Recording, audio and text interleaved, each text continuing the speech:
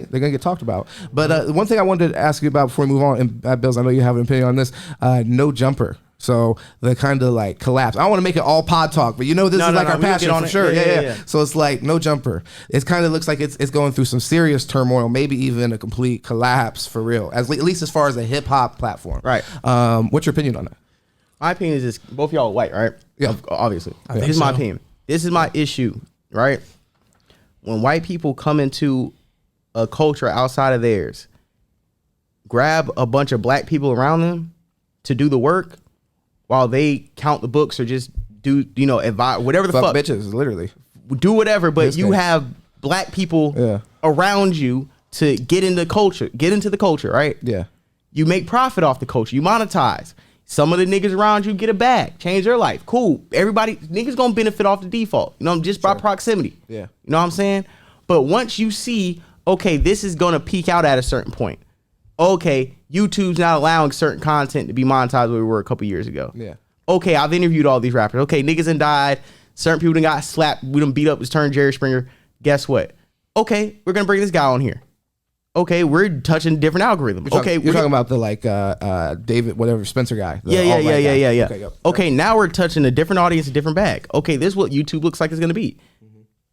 First of all, you didn't have any black person sitting there with you, but you can grab niggas all day to do the bullshit. But when you get white supremacists on there, you can't find no black person to combat what you're saying. Do you think it's an issue he had him on? If you no. The issue is not you had him on. The issue is if a platform that you have built off the backs of black people, you have an openly racist up here talking, and you don't have any black people to combat what he says. Fine, because you don't.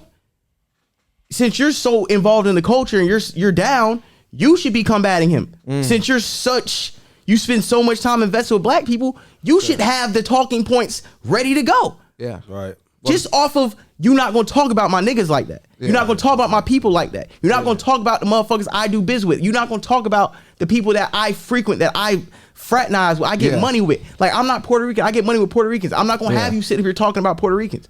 Well, not even just the fact I get money with them, but I have a personal relationship with them. I have a personal relationship with other people that aren't my demographic. Because I got a relationship with them, I'm not gonna have somebody who's their adversary come here and talk disrespectfully, knowing that I personally know niggas that you talking about.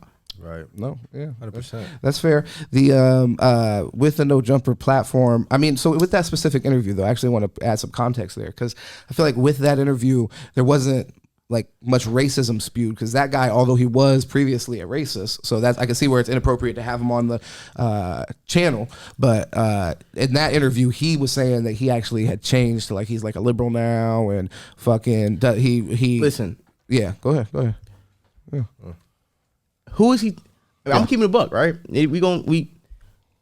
Once you're a racist, you're always a racist. Nobody reformed you. Yeah. You didn't get reformed. Who are you telling this? You're saying this so you can get off the double talking points that are racist statements in this interview. You're just going to throw out the disclaimer, I'm not racist anymore. Can we disagree with that? Because I like that conversation. Yeah. So you don't think anybody can be, I'm not going to say redeemed, but can change their mindset as a racist. And one thing that I want to be clear about is with my experience and why I'm not a racist. Honestly, I can credit. Beezy says white fans made me stop being racist. Well, so, and that's kind of in line, because it's like, I think that the reason, because I'm not ignorant, I've experienced racism in my family, like them being racist. Right. And so it's like, but the exposure is 100% what prevented that from happening. If I would have just lived in a fucking sheltered all white, I wouldn't know any better. I would have just been taught that, and then I would have spewed hate. But because I have a brother and a sister that's both mixed, you know what I mean? I had a black stepfather, best friends, black, shit like that. Like, just that exposure, like, is a blessing. It's literally a blessing. Living with black people day to day. In every race. That applies to everybody. You know, you're around Asians a lot. You're like, yo, Asians are really like kind of, maybe a bad example. No. It's not. No. It's not just naming demographic. Just like I said earlier when I was talking like Puerto Ricans. Like, you'll sit around and somebody will say something about any culture, right? And you'll sit there and laugh about it because it might be funny, but you don't really think like, oh, damn, where was I last Christmas? Oh, damn, who was there on my birthday? Oh, damn, who am I business with? Oh, damn, who? And there's all the people you let this motherfucker talk shit about. Right. To the point where if you don't get up and slap the dog shit out this motherfucker, you sit right with him, and I don't want to hear nothing you say after this interview go off. The only pushback that I have there is, though, that I think that I agree because it was a lot of, because I think Destiny was on that interview as Destiny's well. A cornball. And he's liberal but white, but it was all really like them it was a circle jerk. Yeah, everybody just pretty much agreeing, no discourse really happening. So, and because that guy was trying to present as like a reformed, liberal or whatever. Bro, and that's another thing with Richard Spencer. Thank you. Yeah, yes, sir. How are you don't monetize racism and then come back? I'm not racist no more. My bag up. After I got my money from the racists, they were tripping. And you know what? What's funny? You know what's funny about that? Black people do it too.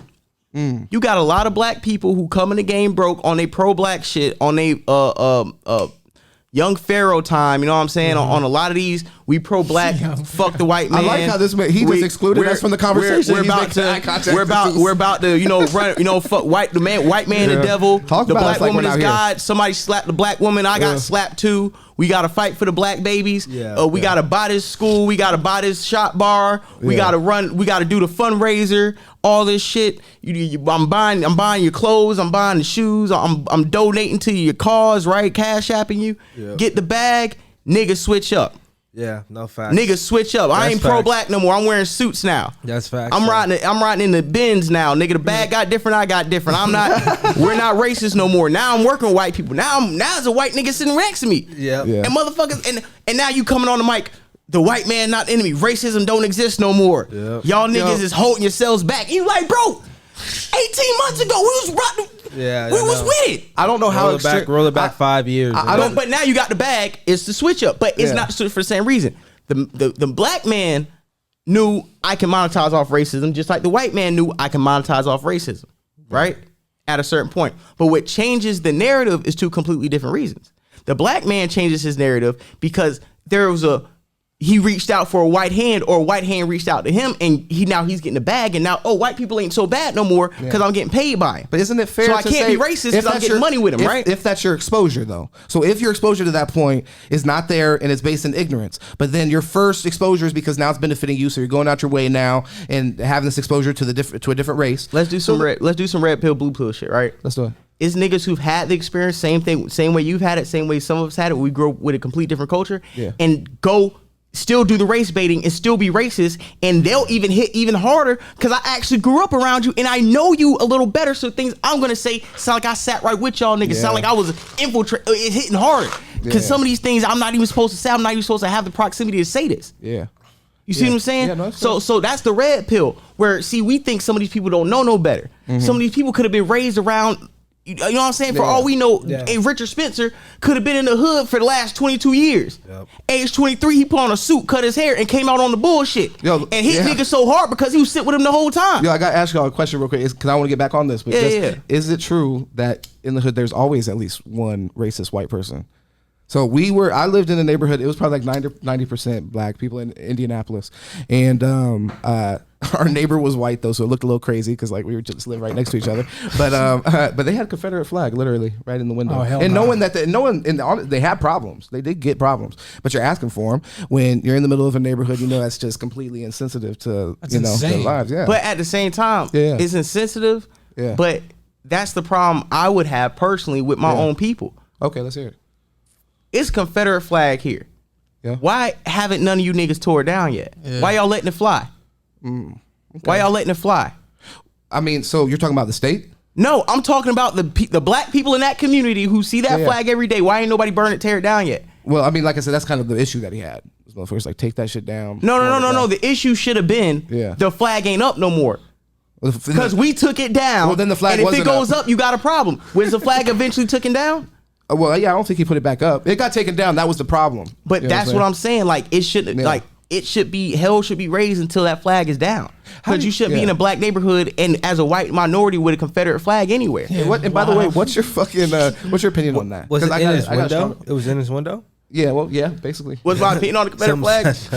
What's my opinion on the Confederate flag? Yeah, I'm just curious. Personally, it doesn't move me at all. Like, my personal reasons, I like the design of it. I like the blue X with the white stars and the red background. Yeah. Cool design. No. He says fashion. It is fashion. No. If my objective opinion with no feeling to it, the design, I mean, you know, it's symbolism to designs. Like people Yeah. say the Nazi symbolism shit from like About ancient hope It or is. something. Yeah.